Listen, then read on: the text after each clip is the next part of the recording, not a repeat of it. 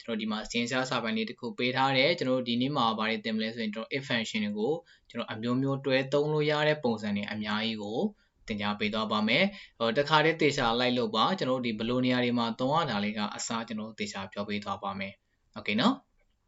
โอเคဒါစဉ်းစားတော့လဲအောင်ကျွန်တော်ဒါကတော့ပထမဆုံးအနေနဲ့ဘာလုံးမှာလဲကျွန်တော်ဈေးနှုန်းသတ်မှတ်တာပေါ့နော်ဈေးနှုန်းသတ်မှတ်တဲ့ဟာသွားတယ်နောက်တစ်ခုကကျွန်တော်ဘာလဲဆိုရင်ဒီ if function ရဲ့ and function sum function သုံးခုပေါင်းပြီးတော့သုံးလို့ရတဲ့ပုံစံလေးကိုဒီသင်ခန်းစာတော့ပြောသွားပါမယ်โอเคဒါဆိုရင်ကျွန်တော်ဒီမှာစဉ်းစားတဲ့အကုန်လုံးဖြတ်လိုက်မယ်နော်โอเคဒါဆိုရင်ဖြတ်လိုက်ပြီ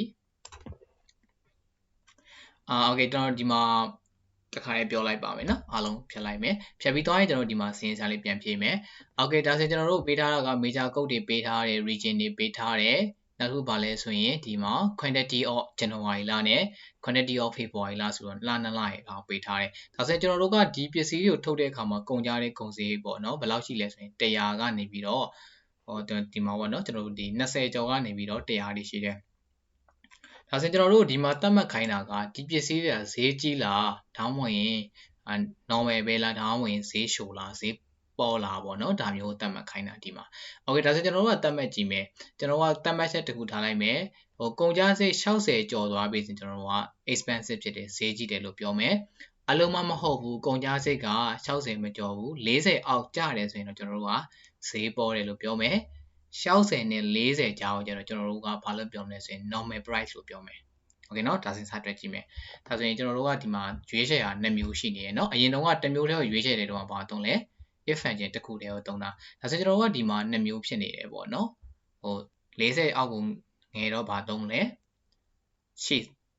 သေးပေါ်တယ်လို့ပြောတယ်60အထက်ကိုကျော်သွားတော့ကျွန်တော်တို့ဘာလို့ပြောမလဲ expensive လို့ပြောမယ်အဲကြားထဲမှာဆိုရင်ဘာလို့ပြောမလဲဆိုရင် normal price လို့ပြောမယ်အဲ့ဒါဆိုတော့ကျွန်တော်တို့ကဒီမှာကျွန်တော်2မျိုးဖြစ်နေတယ်ပေါ့နော်โอเค40ဖြစ်ဒါမှမဟုတ်ရင်40အောက်ငယ်ဒါမှမဟုတ်ရင်60အောက်ကြီးဒါမျိုး2မျိုးဖြစ်နေတော့ကျွန်တော်တို့ if function 2ခုခံသုံးပါမယ်โอเคဒါဆိုတော့ကြည့်အောင်တစ်ခါလေးလိုက်လုပ်ပါမယ်နော်ညီမြချင်းကျွန်တော်တို့က if function ခေါ်ပါမယ်တက်ပဲကလေးနေပါ logical တက်လေးရေးပါမယ်ကျွန်တော်ဘာရေးရမှာလဲဆိုကျွန်တော်တို့ကဒီကုန်ကြစိတ်ကနေရှင်းပါပါဒါကြောင့်ကိုယ့်ရဲ့ကုန်ကြစိတ်တွေအားလုံးကို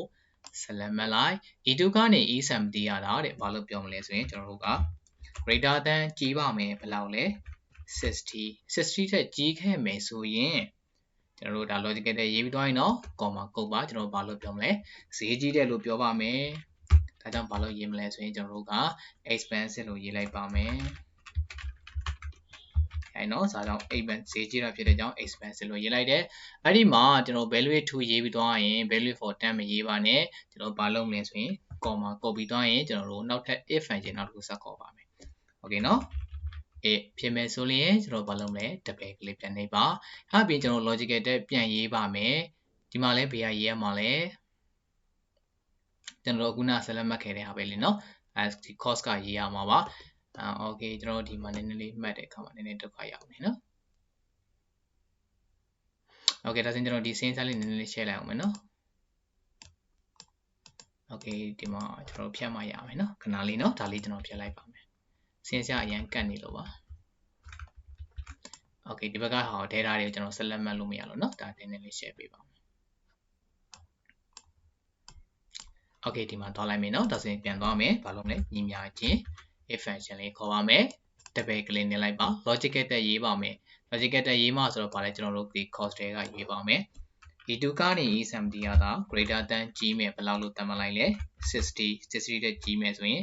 ကျွန်တော်ဘာလို့သတ်မှတ်မလဲဈေးကြီးတယ်လို့သတ်မှတ်မယ်โอเคเนาะ expensive ဈေးကြီးလို့သတ်မှတ်ပါမယ်ဒါပြီးတော့ကျွန်တော်တို့ value form မှာတန်းမရေးပါနဲ့ကျွန်တော်တို့ကနောက်တစ်ခုဆက်ရွေးမှာဖြစ်တဲ့ကြောင့်ဘာလုပ်မလဲ if function ခေါ်ပါမယ်โอเคနောက်ခုဘာလုပ်မှာလဲဒီမှာ logical တက်ပြန်ရေးမယ်ဒါဆိုရင်ကျွန်တော်တို့ကဒီမှာဘေးထဲပဲရေးမှာပဲလေဒီကုန်ကြစိတ်တွေကရေးမှာဖြစ်တဲ့ကြောင့်ဒီကုန်ကြစိတ်ကိုပဲပြန်မှတ်ပေးရတယ်เนาะโอเค e2 ကနေ e70 ကနောက်တစ်ခုကပါလဲ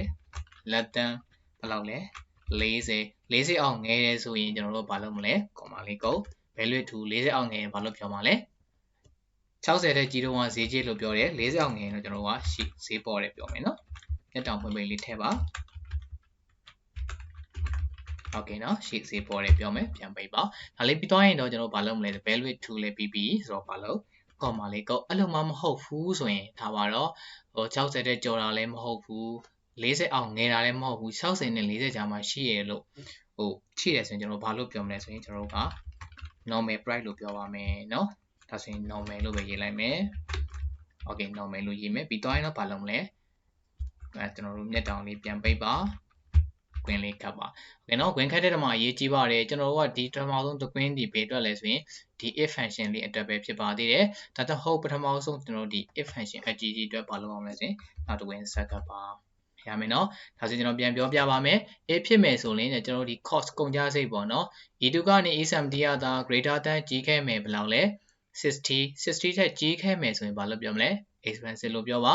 အလုံးမဟုတ်ဘူး e2 ကနေ e70 ရတာ less than 40ဘာလို့မလဲ40အောင်ငယ်ခဲ့မယ်ဆိုရင်ဘာလို့ပြောမလဲရှိသေးပေါ်တယ်လို့ပြောမယ်အလုံးမဟုတ်ဘူးကျွန်တော်တို့က60အထက်လည်းမကြီးဘူး40အောက်လည်းမငယ်ဘူးဘာလို့လဲသူတို့ကြားထဲမှာရှိနေဆိုဘာလို့ပြောမလဲ normal လို့ပြောပါမယ်ရမယ်နော်ဒါလေးပြီးတော့ရင်ကျွန်တော်တို့ answer ခေါက်လိုက်ပါဒါဆိုရင်တော့သူကဘာလို့ပြောလဲ expensive ဈေးကြီးတယ်လို့ပြောပါတယ်โอเคเนาะဒါဆိုရင်ကျွန်တော်တို့ကဘာလုပ်လိုက်လိမ့်မယ်ဆိုရင်အခုနလိုပဲဆက်တွဲကြည့်ပါအနည်းဆုံးတော့နှစ်ခုလောက်တွက်လိုက်ပေါ့เนาะဒီမှာပြန်တွက်ကြည့်မယ်မြင်များချင်းကျွန်တော်တို့ဘာလုပ်လဲ if function လေးခေါ်ပါတယ်ဒါလို့မလဲကျွန်တော်တို့ဒီမှာ e2 ကနေပြီးတော့ a70 ကဒါ greater than ကြီးပါမယ်ဘယ်လောက်လေးကြီးလဲကျွန်တော်သတ်မှတ်ထားသည်60ပါကောင်းပါသုံးမယ်ဘာလို့ပြောမလဲ expensive လို့ပြောပါမယ်နော် expensive ပြောမယ်ဒါမှမဟုတ်ဘူးဆိုရင်ကျွန်တော် value false ဆိုနေအောင်ဗာပြန်ခံ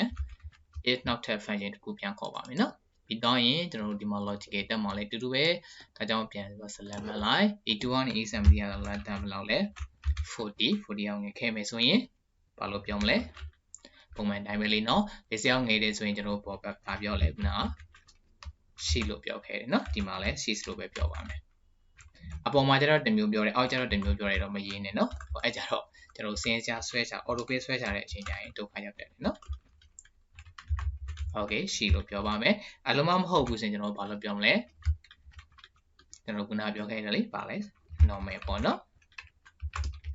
โอเค normal ဒါပြီးတော့ရင်ကွင်းပြန်ပိတ်ပါနှစ်ကွင်းခတ်ပေးရပါမယ်နော်ပြီးတော့ရင် animate ကဒါ